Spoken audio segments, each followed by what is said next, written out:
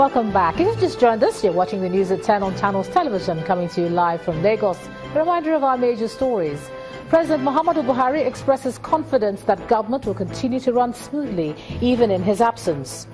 Kaduna State witnesses another round of violence. 3 people are killed in clashes between rival youth groups. More reactions trail the release of the Chibok schoolgirls. PDP Bring Back Our Girls campaigners commend federal government's efforts. And 1 million children flee South Sudan as a result of escalating conflict in Africa's newest nation.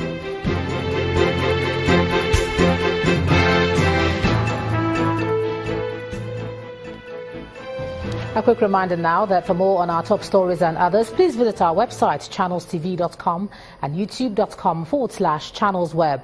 You can also watch us on the go on any mobile device. Log on to m.channelstv.com or download the Channels TV app for Android, iOS and Windows devices from their respective stores.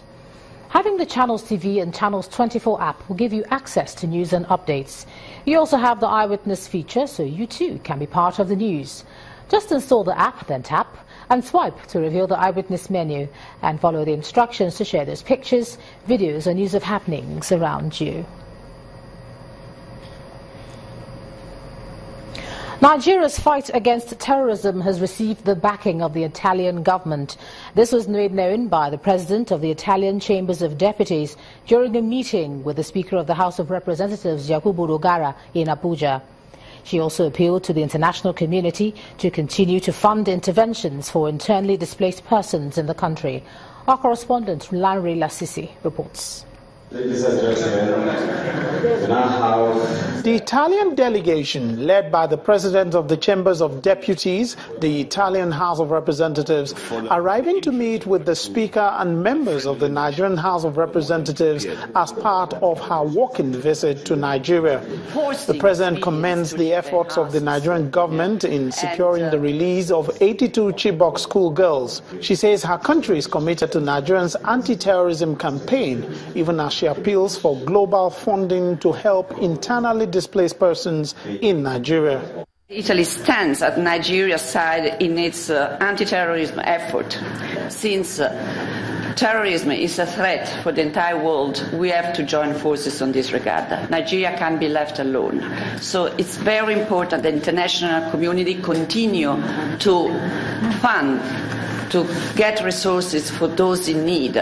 Because if WFP and the other UN agencies do not have enough resources, this means that they have to cut aid, which is vital for, hundreds of thousands of people, victims of the terrorism in this country.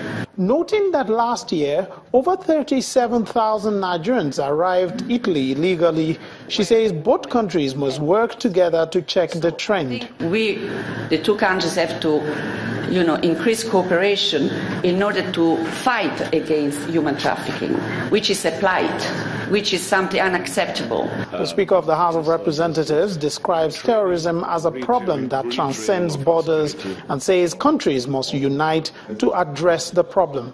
Crushing terrorism shouldn't rest with one nation state. It should be a global response. It should be an international response to this dimension. I want to use this opportunity to call on international donors to redeem their pledge. Otherwise, our worst expectation that there will be famine, there will be malnutrition, and that will affect the ITBs in Nigeria and our refugees, especially those in the northeast, will be realized. Both leaders say since the challenges facing their countries are common, they must have a common response to address them. As part of our visit, the President and her delegation are taking on a tour of the House of Representatives. Lanre Lasese, Channels Television News. The acting president, Professor Yemi Osinbajo, has congratulated La République En Marche candidate Emmanuel Macron on his election as the next president of France. Professor Osinbajo says in a congratulatory message to Mr. Macron that he received news of the president-elect's victory with satisfaction, pointing out that under successive governments, relations between Nigeria and France have blossomed. In a statement from his spokesperson, Mr. Laolu Akonde, the acting president was confident that the incoming government will further strengthen the friendship between both countries. He also commended the role played by France in the successes so far recorded in the implementation of the regional initiative against terrorism. Now let's cross over to Abuja. Yes, there he is, Ibrahim Adra. Hey, Ibrahim. Always good to see you, Ijoba. Now, here in the nation's capital, some indigents of Ogba, Egbema and Ndoni local government area of Rivers State today filed a petition to the National Human Rights Commission seeking justice in the alleged killing and maiming of their loved ones during the 2015 general elections. According to them, life has been made difficult for them following the killing of their loved ones. Our correspondent Amaka Okafo has that report. The 2015 elections have long gone, but some Nigerians are yet to forget the polls because the elections changed their lives forever. That is the case for these men and women from Ogba, Egbema and Ndoni local government area of Rivers State who have written petitions to the National Human Rights Commission to ensure they get justice. Invitation to come earlier than now, because according to them, the difference in political ideologies led to the killings and maiming of their loved ones.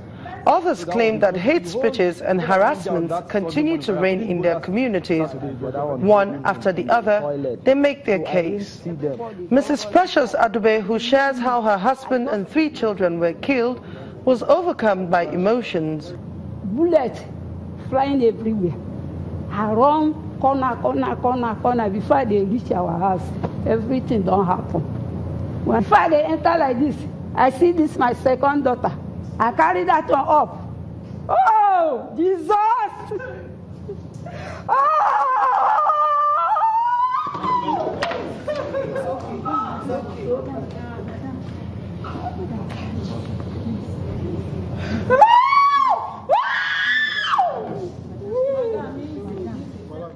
The same was the case for Ijomamba Malu, who also lost her husband to electoral violence.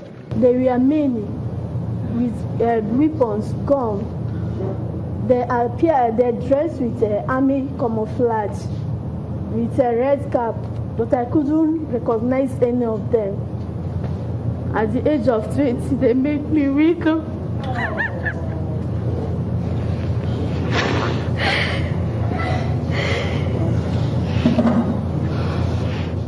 Even though Mrs. Patience Adube did not lose any of her children, her daughter sustained a gunshot wound, while her son has been confined to a wheelchair and fitted with a urine catheter and bag to help him ease himself. They enter inside my mate kitchen, shoot to the other of my boy. That one, no, they waka now. You know, they go toilet on his own. You know, they urinate on his own. So, you know, they waka again. All the complainants and petitioners claim that the harassments have continued. Amaka Okafo, Channels Television News. Meanwhile, a court of appeal sitting in Port Harcourt has dismissed the appeal filed by former Governor Rotimi Amechi against the state government and others to the effect that the panel constituted to probe his administration did not give him fair hearing. In a unanimous judgment, the 3 justices held that the former governor and Minister of Transport denied himself fair hearing by refusing to appear before the panel. The court also held that Mr. Amechi did not show concrete evidence that the panel was biased and set up to find him guilty as he claimed. Mr. Amechi had approached the appeal court to challenge the decision of the High Court in the state that declared that the panel of inquiry set up by the Rivers State government in 2015 to investigate the sale of state assets was properly constituted and its finding in line with the law. A federal high court sitting in Lagos has refused to grant Mrs. Patience Jonathan's application to unfreeze her accounts with a balance of $15.5 million as in the past. The former First Lady did not show up in court, but a group of her supporters were present. Presiding Justice Mohammed Idris has ordered the parties in the suit to file their pleas since issues have been joined as to the ownership of the money. The EFCC, Skybank PLC, former President Goodluck Jonathan's former aide Waripamo Owedu Dafa, and 4 companies are listed as defendants in the suit. The EFCC had asked the court not to unfreeze the account because the monies are suspected to be, quote, proceeds of crime. In another development, however, Justice Idris has rejected the claims by Mr. Warikpamo Owedu Dafa that he was tormented by officials of the EFCC while in detention. The court fixed June the 21 for the continuation of his trial. In another development, the federal government has commenced a meeting with labor unions to address the issues of salaries being owed workers. The Minister of Labour and Productivity, Dr. Chris Ngige, and the Finance Minister, Mrs. Kemi Adeosun, today met behind closed doors with the President of the Senate, Senator Bukola Saraki, and the Speaker of the House of Representatives, Honorable Yakubu Dogara. Both the Minister of Labour and the President of the Nigerian Labour Congress, NLC, spoke to journalists at the end of the meeting. We looked at the issue of salary arrears, promotion arrears, death benefits, relocation expenses, and transfer allowances 28 days in hotel, which over the time have accumulated and are running to billions. And this is what I owed to federal public servants. And we started the meeting today to find a solution. All sides are to go back and come back tomorrow with a possible solution to the identified problem, which is that the government doesn't have enough fund for now to tackle the issue. So tomorrow we will convene here. Also, alongside with it is the issue of pension. Particularly the issue of bonds, and also the fact that some of the contribution of workers have not been remitted for some time. So those are some of the issues that we thought the National Assembly actually have led the process to bring all stakeholders on board to look at how these issues can be resolved in a way. While the news at 10 returns, investments in Lagos State's Lekki Free Zone hits 4.55 trillion naira. That'll be on Business News. Do join us again.